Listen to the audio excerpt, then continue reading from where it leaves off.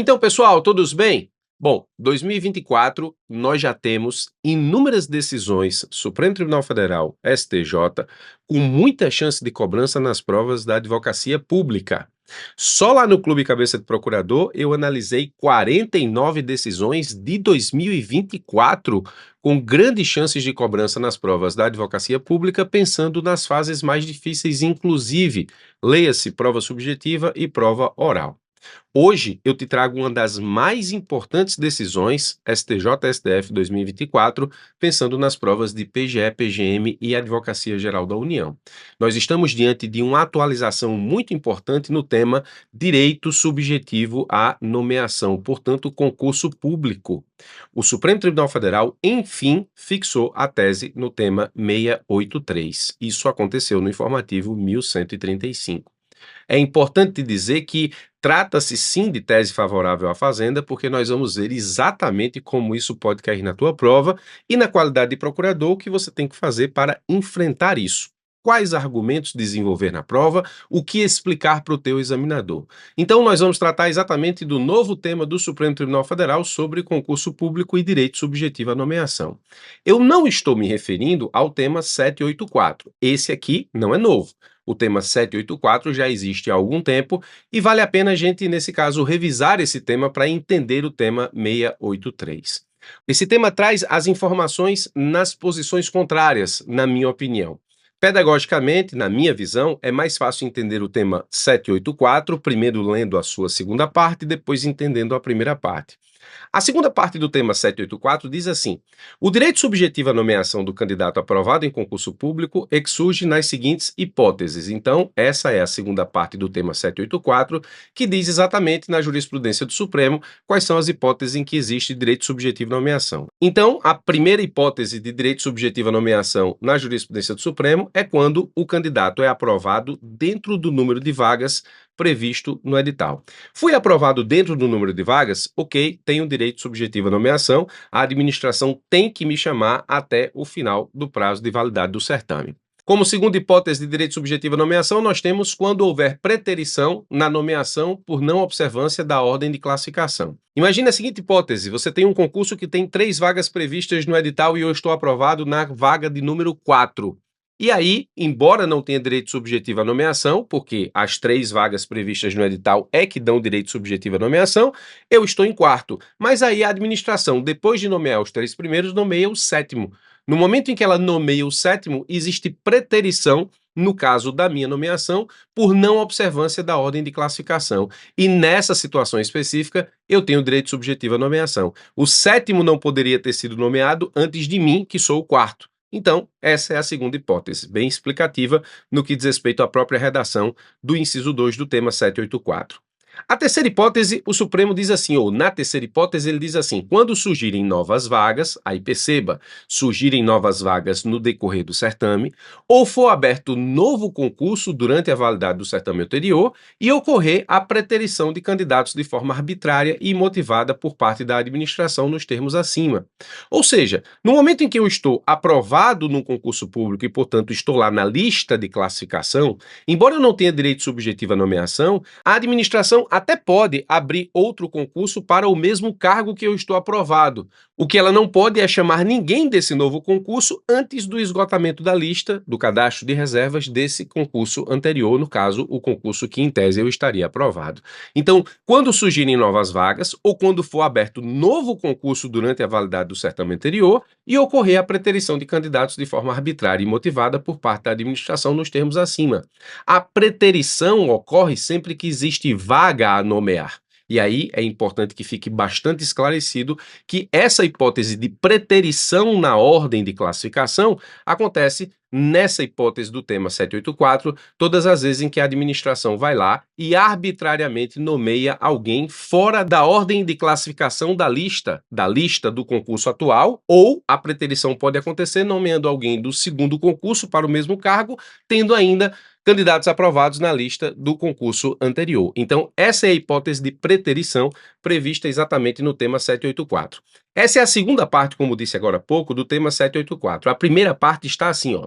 O surgimento de novas vagas ou a abertura de novo concurso para o mesmo cargo durante o prazo de validade do certame anterior não gera automaticamente o direito à nomeação dos candidatos aprovados fora das vagas previstas no edital em relação ao primeiro concurso, ressalvadas as hipóteses de preterição arbitrária e motivada por parte da administração, caracterizada por comportamento tácito ou expresso do poder público capaz de revelar a inequívoca necessidade de nomeação do aprovado durante o período de validade do certame a ser demonstrada de forma cabal pelo candidato. Então, a preterição acontece quando a administração ela nomeia fora da ordem de classificação dentro do mesmo concurso ou ela nomeia alguém de um concurso posterior para cargo que existe lista de reserva em concurso anterior. Essa é a preterição que nós podemos entender a partir do estudo do tema 784 do Supremo Tribunal Federal. Te disse no começo desse vídeo que esse tema não é novo, esse tema já é antigo, ou seja, a partir desse tema nós tivemos o desenvolvimento na jurisprudência do Supremo do direito subjetivo à nomeação. Ok, agora analise comigo a seguinte situação e presta atenção, porque o tema 784, quando fala de preterição, ele fala sobre a administração nomear fora da ordem de classificação. Analisa essa seguinte situação para que a gente possa entender o tema 683 do Supremo, e sim, esse tema 683 é o novo tema. Ebésco foi aprovado, mas não classificado, em concurso público para professor do município X. O edital fez previsão de 5 vagas para professor. Ebésco foi aprovado em 10º, figurando, portanto, no cadastro de reserva. Durante o prazo de validade do certame, o município nomeou 8 professores. Faltou o 9º, faltou o 10º é Ebésco.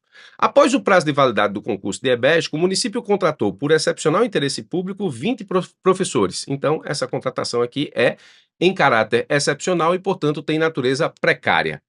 Mas, perceba, a administração tinha um concurso com 10 aprovados, nomeou 8, 5 tinham direito subjetivo à nomeação, outros 3, o 6º, 7º e 8º, foram nomeados pelo surgimento de novas vagas, não foi nomeado o 9º, não foi nomeado o 10º, o concurso perdeu a validade, a administração foi lá e contratou 20 professores por excepcional interesse público. Ebésco, diante do ocorrido, ajuizou a ação a fim de ver judicialmente declarada a sua preterição, requerendo sua nomeação ante o seu direito subjetivo. Ebésco tem razão? Aqui você teria um enunciado que poderia muito bem, pode muito bem estar na tua próxima prova de procuradoria, ou seja, no teu próximo concurso da advocacia pública, para que você possa dizer se Ebésco tem ou não razão e fundamentar a sua resposta. Então nós temos aqui uma situação bem interessante, com muita chance de cobrança na prova. Vamos analisar por partes, porque penso assim você deve fazer no eventual prova para apresentar a sua resposta.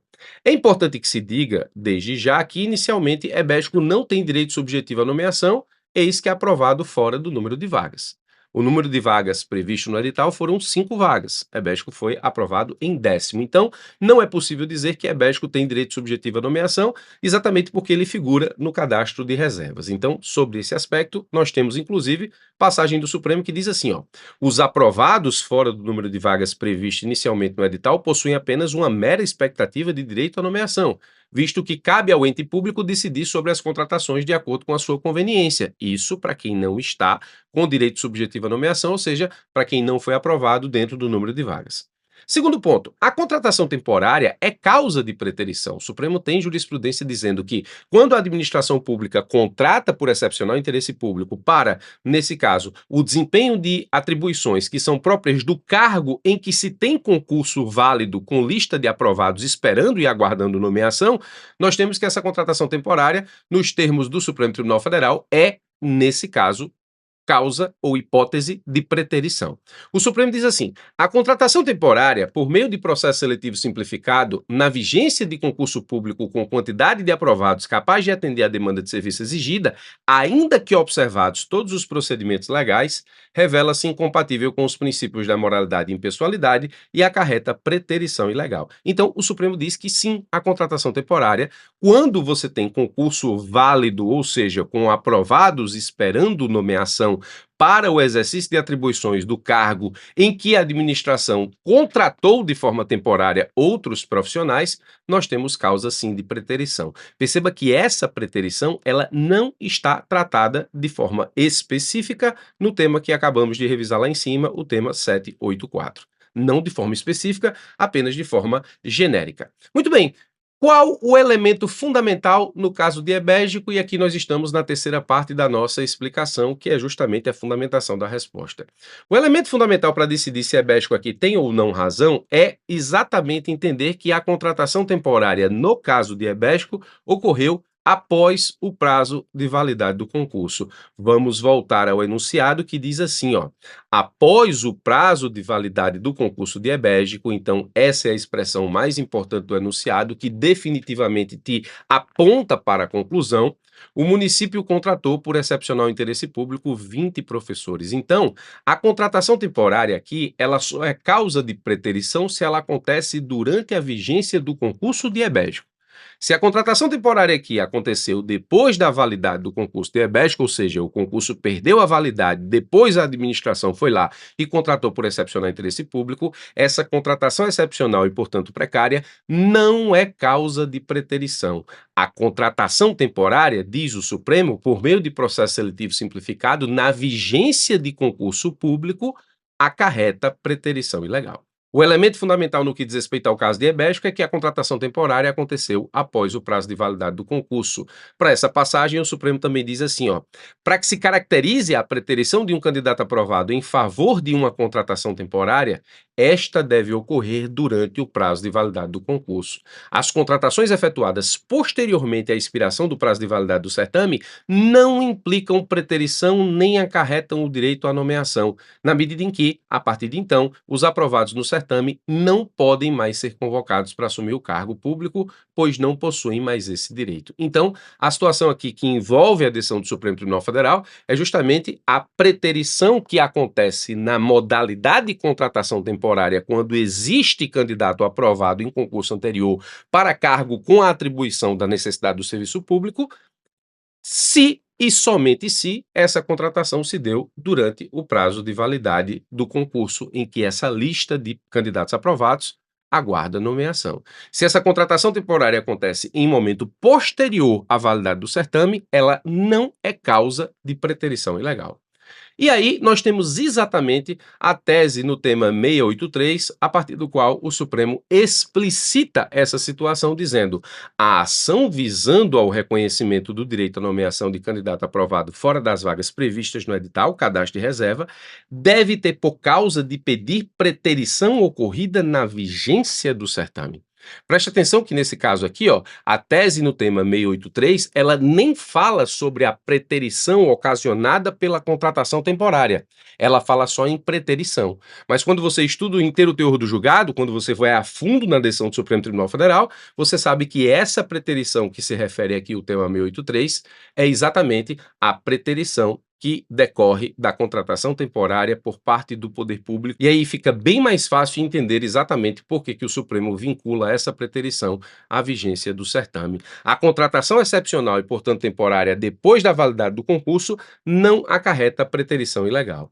Então, esse julgado foi de 2 de maio de 2024, com a fixação dessa tese no tema 683, e isso aqui certamente estará nas próximas provas dos concursos da Advocacia Pública, leia-se PGE, PGM, AGU, Procuradoria Legislativa, ou seja, as procuradorias das Assembleias e das Câmaras Municipais. Concurso público é um dos temas mais importantes nos concursos da Advocacia Pública e direito subjetivo à nomeação também não fica para trás. Direito subjetivo à nomeação é um dos temas mais importantes dentro do tema concurso público, então fique muito ligado, muito ligada nisso.